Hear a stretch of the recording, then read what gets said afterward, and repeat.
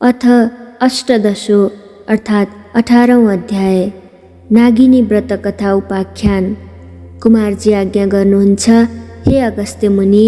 त्यसपछि महादेवले विष्णुलाई बिदा दिए जालन्धरसित युद्ध गर्न लाग्नुभयो। महादेव र जालन्धरको भयङ्कर सङ्ग्राम भयो। वृन्दाको पतिव्रता धर्म विष्णुले हरण गरिसकेका हुनाले जालन्धर शक्ति क्षीण भई महादेवसित युद्ध गर्न नसकी आकाशमा गएर माया युद्ध गर्न लाग्यो। महादेव पनि आकाशमै गएर युद्ध गर्न लाग्नुभयो। त्यसपछि जालन्धरको शक्ति क्षीण भएको जानी विष्णुले वृन्दाको सत्य डगाइसकेछन् भन्ने ठानी तेजिलो त्रिशूल लिई तिनै नेत्रबाट अग्निको ज्वाला निकाली क्रोधपूर्वक जालन्धरको छातीमा प्रहार गर्नुभयो। त्यस त्रिशूलको चोटले जालन्धर मरी अन्तपुरको चोकमा ठुलो शब्द गरेर पछारियो। त्यो चर्को शब्द सुनि वृन्दाले के को शब्द हो भनी हेर्न जाँदा आफ्नै स्वामी जालन्धर मरेको देखि अनेक प्रकारले विलाप गर्दै रुन लागिन्। हे स्वामी, मलाई यस्तो अवस्थामा एक्ली पारेर कहाँ जानुभयो? पापिष्ट विष्णुले छल गर्दा तपाईको यो गति भयो र मेरो यो अवस्था भयो। तपाईँ बिना म प्राण राख्न सक्दिनँ। तपाईँ जहाँ जानुभयो म पनि उहीँ जान्छु भन्दै केश फिजाई विष्णुको मुखमा हेरेर भन्न लागिन्, हे पापिष्ट विष्णु, तिमीले छली मेरो पतिव्रता धर्म नष्ट गरिदिनाले मेरो स्वामीको यो गति भयो। अब म तिमीलाई श्राप दिन्छु। झार हुनु परोस्, घाँस हुनु परोस्, कल्प वृक्ष भएर रहनु परोस्, ढुङ्गा भएर रहनु परोस्। यी 4 थोक श्राप दिए भने आफ्ना स्वामीसित सती गई वृन्दाले देह त्यागिन्। हे अगस्त्य मुनि, पतिव्रताको श्राप विष्णुलाई लाग्यो र झार हुनु परोस् भनेकोमा तुलसी भएर रहनु पर्यो, घाँस हुनु परोस् भनेकोमा कुश भएर रहनु पर्यो, कल्प वृक्ष हुन परोस् भनेकोमा पिपल भएर रहनु पर्यो, ढुङ्गा हुनु परोस् भनेकोमा शालिग्राम भएर रहनु पर्यो। त्यसैले तुलसी, कुश, पिपल र शालिग्राम नारायण रूप हुन् भनेर सबैले पूजा गरेको कारण यही हो। हे मुनि, पतिव्रता धर्म भनेको ठुलो धर्म हो। त्यसपछि वृन्दाको श्राप मोक्ष गर्न पृथ्वी तलमा जान्छु भने विष्णु भगवान पृथ्वीमा शालिग्राम, तुलसी, कुश र पिपल भएर रहनुभयो। शालिग्राम महिमा। हे अगस्त्य मुनि, ढुङ्गा हुनु परोस् भन्ने वृन्दाको श्रापले नारायण विष्णु भगवान आफ्ना कुनै अंशले शाली नदीको बगरमा आएर शिला भएर रहनुभयो।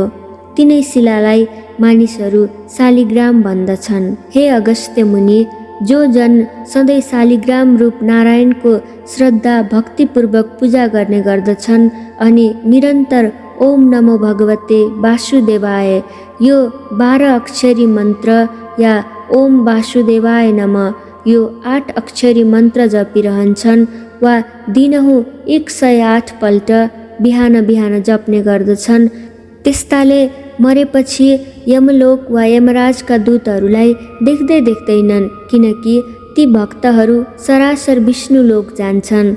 अथवा मरेपछि मुक्ति चाहनेहरूले चक्र बनेको शालिग्राम शिला चक्रमा दिनहुँ ओम वासुदेवाय नमः भन्दै चन्दन र फुलले विष्णुको पूजा गर्ने गर्नु, किनकि त्यो शिला चक्रमा सारा पापलाई नाश गर्ने, नित्य पूजा गर्नेहरूलाई पुण्य दिने, मरेपछि मुक्ति दिलाउने त्यो शालिग्राम शिला त्यस्ता शक्ति सम्पन्न विष्णुको वासस्थान हो। शालिग्राम शिलाको चक्रमा जो जन प्रतिदिन पूजा गर्ने गर्दछ त्यसले प्रत्येक दिन 1000 राजसूय यज्ञ गर्यो भन्ने ठान्नु पर्दछ।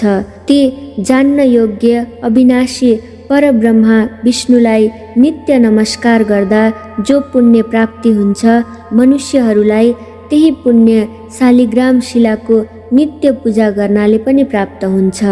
जस्तै ठुल्ठुला काठमा आगो रहन्छ र कुनै मौकामा उसको शक्ति प्रकट हुन्छ, त्यस्तै प्रकारले हरि भगवान सर्वव्यापी हुनुहुन्छ तापनि शालिग्राममा उहाँको शक्ति प्रकाश प्रकट हुन्छ।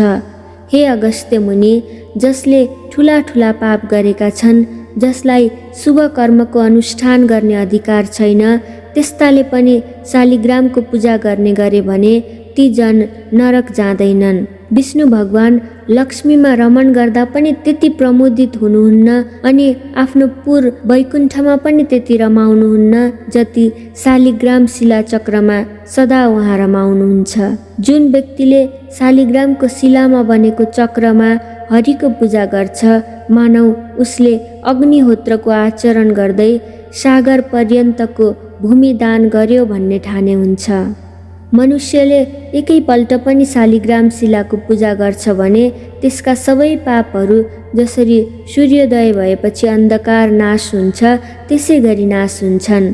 हे अगस्त्य मुनि, जसले शालिग्राममा बनेका 12वटा शिलाचक्रको विधिपूर्वक पूजा गरेको छ, अब म तिमीलाई त्यसको प्रभाव बताउँछु। मन लाएर सुन। सुवर्ण निर्मित कमलहरूद्वारा 12 कल्प पर्यन्त 12 कोटी शिवलिङ्गको पूजा गर्नाले जो फल मिल्छ, त्यो फल 12वटा शालिग्राम शिलाको पूजा गर्नाले एकै दिनमा मिल्छ। फेरि जो व्यक्ति भक्तिपूर्वक 100 शालिग्राम शिलाको पूजा गर्दछ, त्यो व्यक्ति हरिको लोक वैकुण्ठ धाममा चिरकालसम्म बसेर पृथ्वी तलमा जन्मी चक्रवर्ती राजा हुन्छ। काम, क्रोध, लोभले व्याप्त भएको जो कोही सज्जनले पनि शालिग्राम शिलाको पूजा गर्ने गर्यो भने त्यसका प्रभावले त्यो पनि हरिको लोक वैकुण्ठ धाममा जान्छ। जो मनुष्य सधैँ शालिग्राम गोविन्दको पूजा गर्दछ, त्यस्तो जन निश्चय नै प्रलय नभएसम्म अधोगतिमा प्राप्त हुँदैन।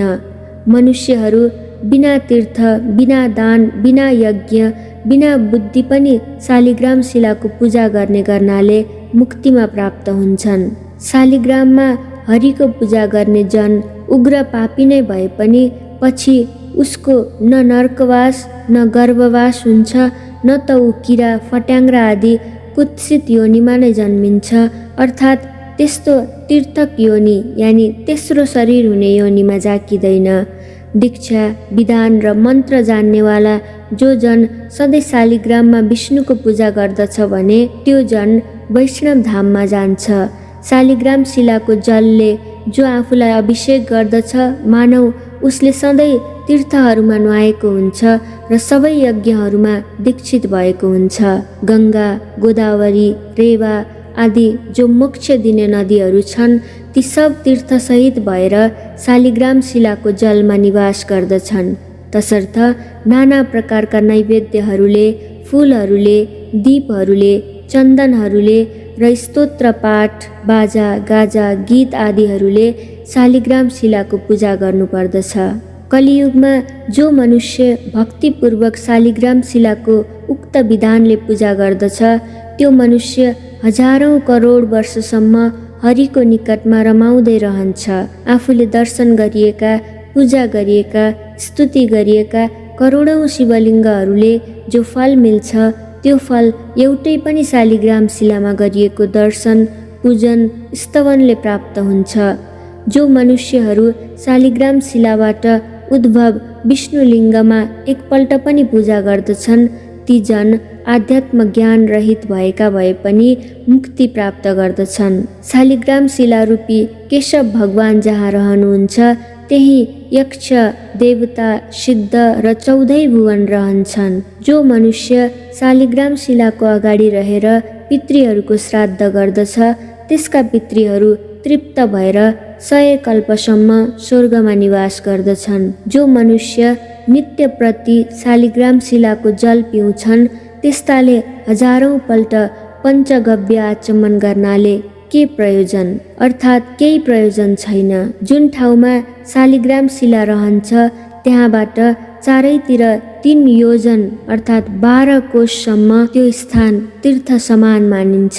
त्यहाँ गरिएको दान, होम सबै करोड गुणा अधिक फलदायक हुन्छ।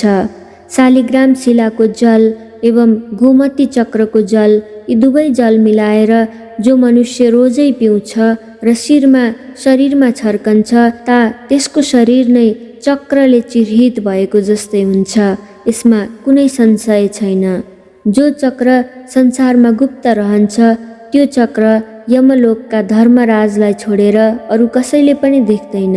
हरिभक्तहरूको चरणोदकको सेचनले यमराज भयभीत रहन्छन्। यसै कारण वैष्णवहरूको उत्तम घरमा जान आफ्ना दूतहरूलाई निषेध गरेका छन्। जो कोही नदीहरू सोझै समुद्रमा मिल्नेवाला छैनन्, माघ मासमा तिनमा स्नान गर्नाले त्रिरात्र व्रतको फल मिल्छ। सोझै समुद्रमै मिसिने नदीहरूमा स्नान गर्नाले एक पक्ष व्रतको फल मिल्छ। समुद्रमै स्नान गर्नाले 1 महिने व्रतको फल मिल्छ। गोदावरीमा स्नान गर्नाले 6 महिना व्रत गरेको फल मिल्छ। गङ्गामा स्नान गर्नाले 1 वर्ष व्रत गरेको फल मिल्छ। तर शालिग्राम शिलारूपी भगवानको चरणोदकले स्नान गर्नाले 12 वर्ष व्रत बसेको फल मिल्छ। यदि माघ महिनामा स्नानका लागि शालिग्रामको पवित्र जल मिल्यो भने करोडौं तीर्थको सेवाले केही प्रयोजन छैन। जो मनुष्य आमाका दूधका साथमै मिलाएर शालिग्राम शिलाको जल 1 थोपो मात्रै पनि पिउँछ भने त्यो मनुष्य मोक्ष हुन्छ। शालिग्राम शिलाको नजिकको 1 कोष वरिपरिको भूमिमा किरो पनि मर्यो भने त्यो पक्कै वैकुण्ठ लोकमा जान्छ। जो मनुष्य शालिग्राम शिलाको उत्तम चक्र दान गर्छ उसले पर्वतौं जङ्गल सहितको भूमण्डलको दान गरेको फल पाउँछ। जो जन शालिग्राम शिलाको मोल लाउँछ, बेच्छ अथवा बेच्ने राय दिन्छ, अथवा जो मनुष्य उसको जाँचबुझ गर्छ, ती सबै नै मरेपछि प्रलय पर्यन्त नरकमा जाकिन्छन्। यसकारण शालिग्राम शिलाको किनबेच गर्नु हुँदैन। पापसँग डराउने मान्छेहरूले सधैँभरि सारा पाप नाश गर्ने वासुदेव भगवानको स्मरण गर्नुपर्दछ। इन्द्रिय दमनपूर्वक घोर जङ्गलमा तपस्या गर्नाले मनुष्य जुन फल पाउँछ त्यो फल गरुण ध्वज विष्णुको स्मरण गर्नाले नै पाउँछ। अज्ञानले वशीभूत भएर जानी नजानी धेरै प्रकारको पाप गर्ने मनुष्यले पनि सारा पाप हर्ने हरिलाई सम्झेर नमस्कार गर्यो भने त्यो जन नरक जाँदैन। पृथ्वीमा जति तीर्थ छन् अनि जति पुण्य स्थानहरू छन्, विष्णुको नामको कीर्तनले नै ती सबैमा गरिएको पुण्य फल प्राप्ति हुन्छ। साङ्गर धनुधारी शरणागत वत्सल विष्णु भगवानको शरणमा जो व्यक्ति पर्दछन् तिनीहरूले न यमराजलाई देख्नुपर्छ न त तिनीहरू नरकै जान्छन्। नारी जातिहरू त धोका दिई झुक्क्याई पर नारीको सतीत्व डगाउने विष्णुको त्यो भडुवा अंश नै शालिग्राम भएको हो। तसर्थ नारी जाति मात्रको अपमान गर्ने त्यो अंश हो भन्ने ठानी शालिग्राम शिलालाई छुँदैनन् र पूजा पनि गर्दैनन्। त्यस्ताले त केवल शालिग्राम धोएको वा शालिग्राम चोबेको जललाई नै उनै साक्षात निर्दोष असङ्का त्रैलोक्यनाथ विष्णुको चरणोदक मानी ओम नमो वासुदेवाय भन्दै अचाएर शिरमा दिनहुँ छर्कने गरे पनि, अथवा प्रत्येक एकादशीको व्रत बस्ने गरे पनि, तथा 12 महिनामा आउने त्यस पूर्णिमाको र मलमासमा पर्ने मलमासकै पूर्णिमाको कथा सुन्ने गरे मात्रै पनि सधैँ शालिग्रामको पूजा गरेको पुण्य फल पाउँछन्।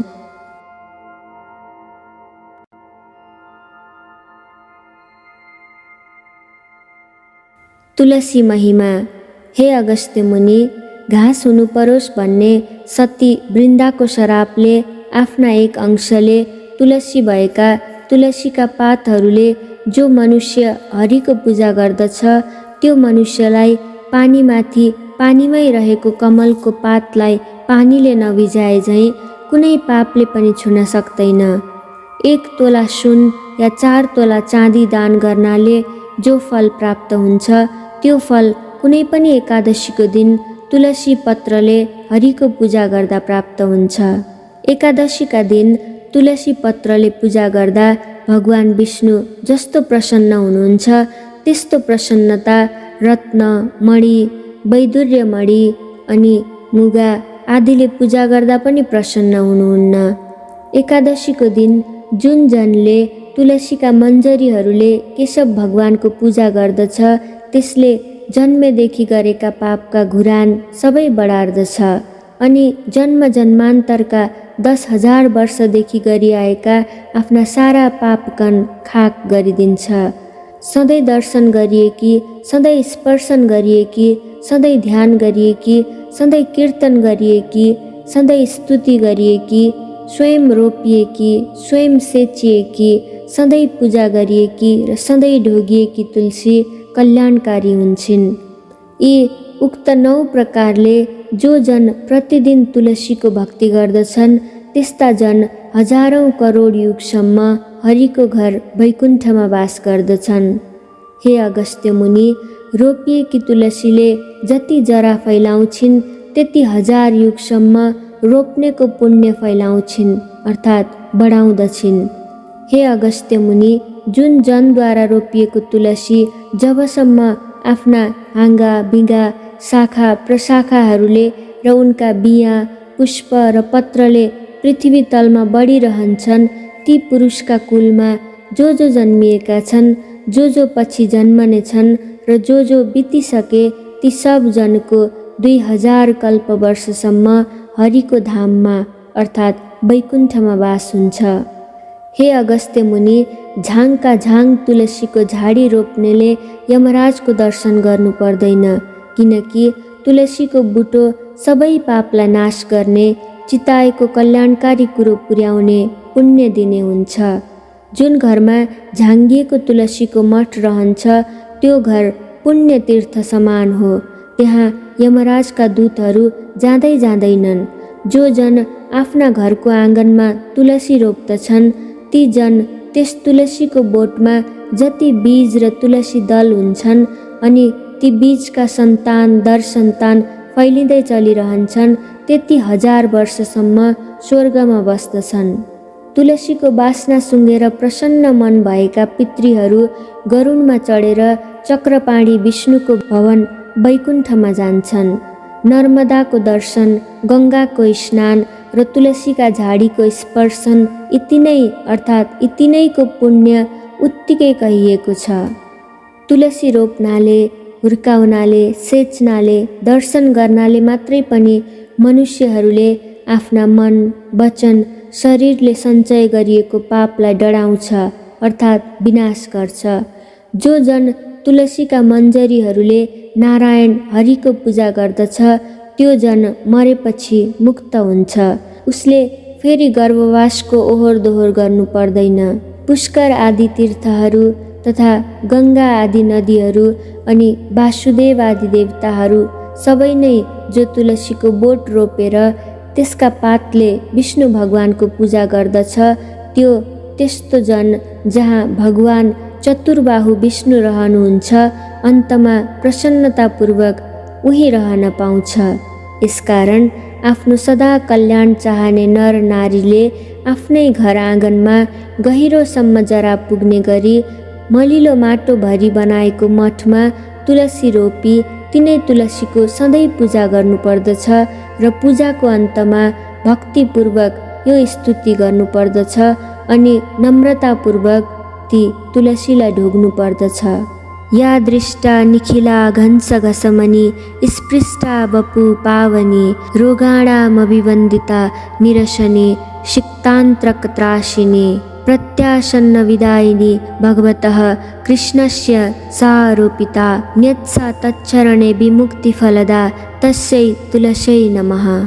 अर्थात् जसको दर्शनले समस्त पाप समूह शान्त हुन्छ, जसलाई छुनाले शरीर पवित्र हुन्छ, जसलाई ढोग्नाले सारा रोगहरू नासिन्छन्, जसको जल मस्तकमा सेवन गर्यो भने यमराज पनि डराउँछन्, जसको पत्र शिरमा चढायो भने भगवान कृष्णको अत्यन्तै नजिकै बस्न पाउने गराउँछिन्, भगवानका चरण कमलमा चढायो भने मुक्ति दिलाउँछिन्, त्यस्तै तुलसीलाई नमस्कार छ। कुश महिमा।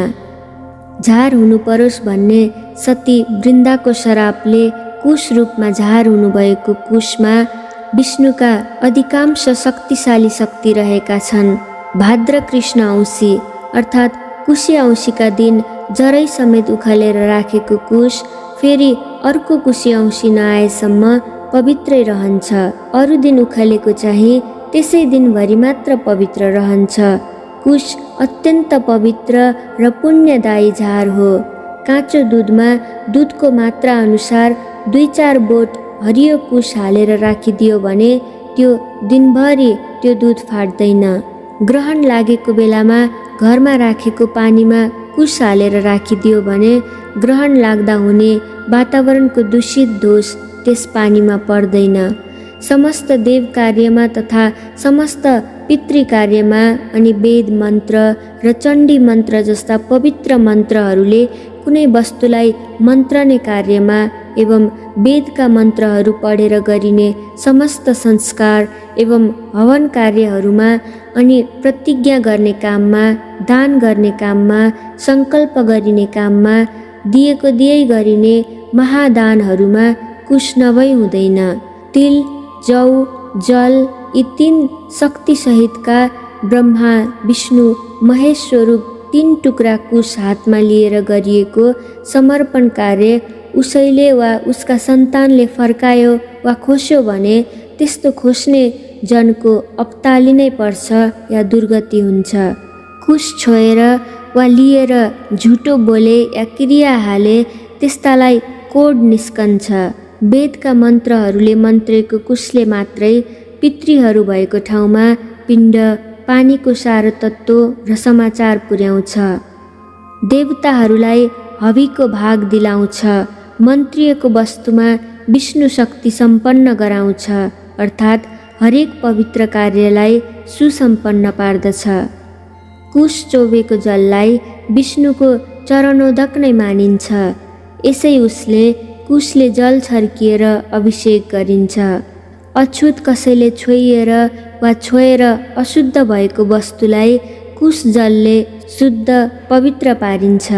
यसकारण सबैले कुशलाई साक्षात् विष्णु स्वरूप नै मान्दछन् र मान्नु पनि पर्दछ। पहिलेका राजाहरूले देवी देवताको पूजाआजा चलाउन कुश समाती दान गरेको भूमि पछिकाले हडपेर भोग गरे अथवा रैकरमा गाभे भने त्यस्ताहरूको पनि 40 वर्षभित्रै बिचल्ली हुन्छ। तसर्थ कुशको अपमान गर्नु साक्षात् विष्णुको नै अपमान गर्नु जस्तै हुन्छ, किनकि प्रत्येक वनस्पतिमा सधैँ कुनै न कुनै गुण अवश्य रहेको हुन्छ, त कुशमा साक्षात् विष्णु नै रहनु भएको हुन्छ। त्यसैले तिल, जौ, जल सहितको कुश पक्रेर सङ्कल्प गर्दा पहिले हरि ओम तत्सत भनिन्छ, अर्थात् ओम माने सत्व, रज, तम मिलेको शक्ति, ओम नै हरि यानि विष्णु हो, तत् माने त्यो विष्णु नै सत यानि सत्य वस्तु हो। तसर्थ त्यो कुश रूप विष्णुलाई समातेर म यो सङ्कल्प गर्दैछु। त्यसरी सङ्कल्प गरेको वस्तु जो हडपन छ त्यो अवश्य नासिन्छ। पिपल महिमा। सती वृन्दाको रुख हुनु परोस् भन्ने सत्य श्रापले गर्दा आफ्नो कुनै एक अंशले विष्णु भगवान पिपलको रुख हुनुभयो। तसर्थ पिपलको रुखलाई मान्छेहरू साक्षात् विष्णु रूप जस्तै ठानेर नर वा नारी सबैले प्रयत्नपूर्वक प्रत्येक शनिश्चरबार मात्र पूजा गर्ने गरून्। जीवनमा बार नसके पनि एकपल्ट त शनिबारको दिन पारेर यथाशक्ति गरी पिपलको प्रदक्षिणा 1 लाख अवश्य पुर्याउन्। पिपलको फल पाकेको महिनामा बन्ध्या नारीले यदि शनिबारको दिन पारी पिपलको रुखमुनि विधिपूर्वक राधा दामोदरको यानि लक्ष्मी नारायणको पूजा गरून् र राधा दामोदरको स्वरूप मानेर ब्राह्मण दम्पतिलाई श्रद्धा भक्तिपूर्वक यथेष्ट भोजन गराई दक्षिणा दिइसकेपछि नबोलिकन एकदम मौनतापूर्वक आफू पनि भोजन गरून्। त्यसपछि आउने कुनै दिन पनि पर सरेको चौथो रात बितेको भोलिपल्टको दिनमा गाईको दुधमा पिपलका पाकेका फल 2 तोला जतिको खिर पकाएर त्यो दिन त्यो खिर मात्र खाउन् त एकदम बन्ध्या नारी पनि छोरै पाउने गरी सिधा अङ्ग प्रत्यङ्गका पति सम्भोगले गर्भिणी हुन्छ भने अरू छोरी मात्र पाउनेको त कुरै छैन। त्यस्तै प्रति शनिबार पिपलको पूजा गरेर फलामको दक्षिणा चढाउनाले 7.5 शनि दशा हुनेलाई शनिश्चरले पिर्दैन।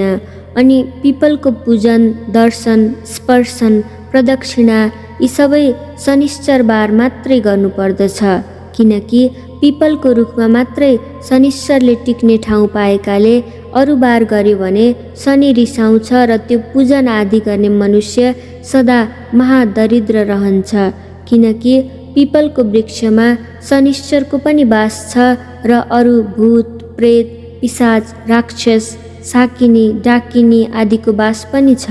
तिनीहरूलाई त्यहाँ बस्नका लागि भगवान विष्णुले नै अभय दान दिनुभएको छ।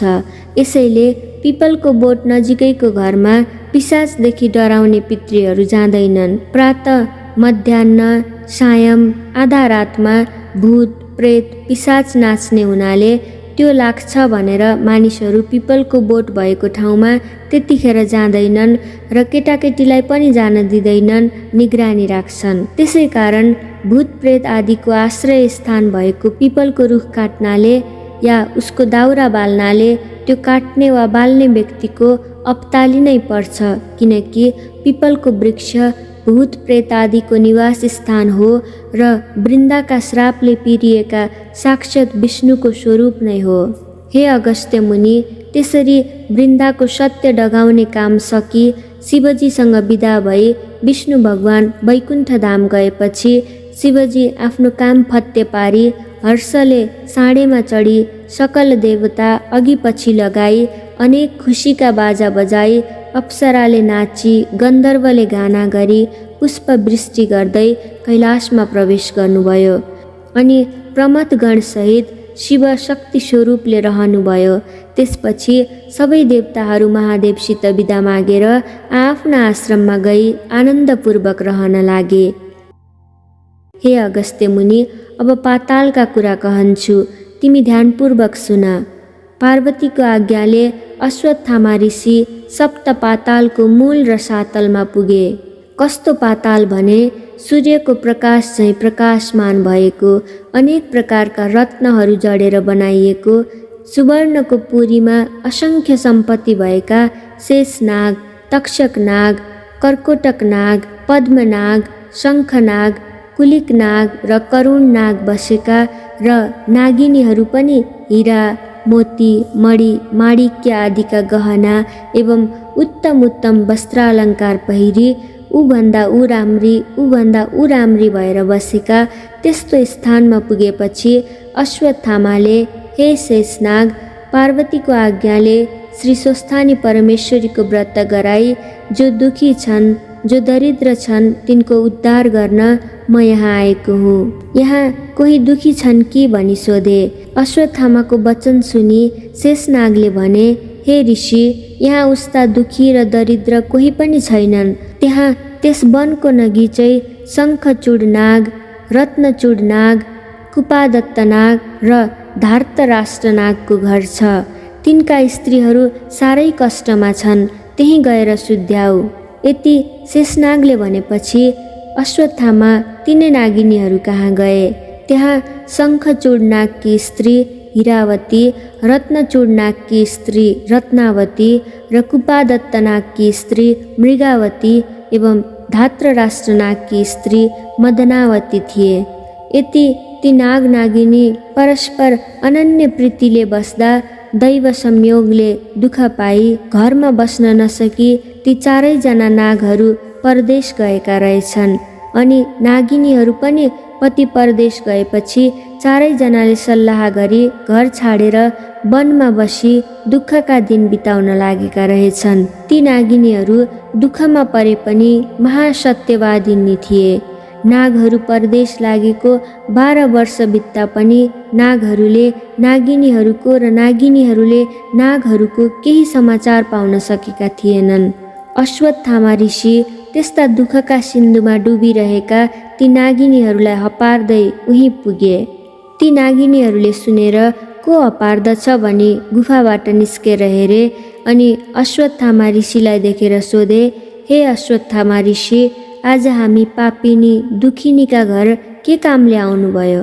तब अश्वत्थामा भन्दछन्, हे नागिनी हो, पार्वतीको आज्ञाले श्री स्वस्थानी परमेश्वरीको व्रत गराई जो दुखी छन्, जो दरिद्र छन्, जसका पुरुष छैनन्, जो सन्तानहीन छन्, तिनको उद्धार गर्न आएको हुँ। यति अश्वत्थामाको वचन सुनि नागिनीहरूले मनमा आनन्द मानी, हे ऋषीश्वर, हामी दुखी पनि छौँ, दरिद्री पनि छौँ, पापी पनि छौँ, हाम्रा सन्तान पनि छैनन्, पुरुष पनि छैनन्, अतः हामीलाई त्यो व्रत अवश्य गराउनुहोस् भनी नागहरू परदेश गएको र आफूले दुःख पाएको सबै विस्तार गरिसकी आदरपूर्वक उनलाई आसनमा बसाले। अनि अश्वत्थामा भन्दछन्, हे नागिनी हो, ध्यानपूर्वक सुन। सत्ययुगमा हिमालय पर्वतकी पुत्री पार्वतीले श्री महादेव स्वामी पाउन भनी श्री स्वस्थानी परमेश्वरीको व्रत गरेको विधि भन्दछु। पौष शुक्ल पूर्णिमादेखि हात गोडाका नङ काटेर स्नान गरी पवित्र भई एक भक्त रही एक चित्त गरी मेरो फलानु काममा सिद्धि होस् भनी नित्य मध्याह्न कालमा श्री स्वस्थानी परमेश्वरीको पूजा गर्नु र उनैको कथा सुन्नु। माघ शुक्ल पूर्णिमाको दिन 108 रोटी, 108 अक्षता, 108 बेली पुष्प, 108 यज्ञसूत्र, 108 पान, 108 कुटका सुपारी, जौ, तिल, फूल, फल आदि सबै 108 सगुन समेत नाना उपचार तयार पारेर आरसीमा ओमकार लेखी गङ्गाजलले स्नान गराउनु र श्रीखण्ड, रक्तचन्दन, सिन्दुर, अबिर, पुष्पमाला चढाई धूप, दीप, नैवेद्य, वस्त्र, भेटी अर्पण गर्नु। यसरी पूजा सकेर अर्घ्य दिनु अनि प्रसाद झिकेर अष्टोत्तर 100मा 8 रोटी, 8 अक्षता, 8 पुष्प, 8 पान, 8 कुटका सुपारी सगुन समेत आफ्ना पुरुषलाई दिनु। पुरुष नभए छोरालाई र छोरा नभए मृत छोरालाई तथा मृत छोरा पनि नभए मेरो फलानु कामना पूर्ण होस् भनेर गङ्गामा बगाउनु र 100 रोटी आफूले फलाहार गर्नु अनि रात्रिमा जागराम बस्नु। यति गरेपछि तिमीहरूको दुःख नाश होला, यसमा अन्यथा नमाने। यति अश्वत्थामाले भनेको सुनि नागिनीहरू खुसी भई भन्न लागे, हे अश्वत्थामा, हामी स्त्री जातिलाई त्यस्तो ज्ञान कहाँबाट प्राप्त हुनु? तपाईँ बसेर त्यो व्रत गराई हामी अभागिनीहरूको उद्धार गरिदिनुहोस्। यति भनी ऋषिलाई सम्मानपूर्वक घर लगेर बसाइराखे। त्यसपछि पौष शुक्ल पूर्णिमा आयो र विधिपूर्वक व्रत आरम्भ गराई महिना दिन पुगेपछि माघ शुक्ल पूर्णिमाको दिन समस्त सामग्री तयार गराई स्वस्थानी परमेश्वरीको पूजा गराए। पूजा सकिएपछि अश्वत्थामा ऋषिले भने, हे नागिनी हो, अब अर्घ्य दिई जप, पाठ, ध्यान, स्तुति गर। अनि नागिनीहरूले अञ्जली जोरी, हे ईश्वरी, हामी दुखियाहरूको पूजाले प्रसन्न भई यो दुःखको समुद्रबाट पार लगाउनुहोस् भनेर स्तुति गर्दा गर्दै पूर्व दिशाबाट 1000 सूर्यको जस्तै तेज भएकी श्री स्वस्थानी परमेश्वरी प्रकट भएर दर्शन दिई, हे नागिनी हो, तिमीहरूको श्रद्धा भक्तिले म अत्यन्त प्रसन्न भएँ, वरदान माग भन्नुभयो। अनि ती नागिनीहरूले बिन्ती गरे, हे ईश्वरी, हामी दुखिनीहरूको दुःख हरण होस्, हाम्रा स्वामीहरू चाँडै आइपुगुन् भनी वर मागे। अनि ईश्वरीले तथास्तु भनी वरदान दिइन्। त्यसपछि प्रसाद झिक्न लाग्दा श्री स्वस्थानी परमेश्वरीको व्रतको प्रभावले परदेशबाट नागहरू आइपुगे र नागिनीहरूले मनमा आनन्द मानी धन्य धन्य स्वस्थानी परमेश्वरी भनी प्रसाद झिकेर 8 रोटी, 8 अक्षता, 8 बेली पुष्प, 8 पान, 8 कुडका सुपारी सगुन समेत आफ्ना पतिलाई दिएर दण्डवत प्रणाम गरे। अनि अश्वत्थामा ऋषिलाई भोजन गराई दक्षिणा दिई विदा गरे। त्यसै दिनदेखि ती नाग नागिनीहरू असङ्ख्य सम्पत्ति पाएर आनन्दले रहँदा भए। इति श्री स्कन्द पुराणे केदारखण्डे माघ महात्म्य कुमार अगस्त्य संवादे श्री स्वस्थानी परमेश्वर्या व्रतकथायां नागिनी व्रतकरणं नाम 18 अध्याय।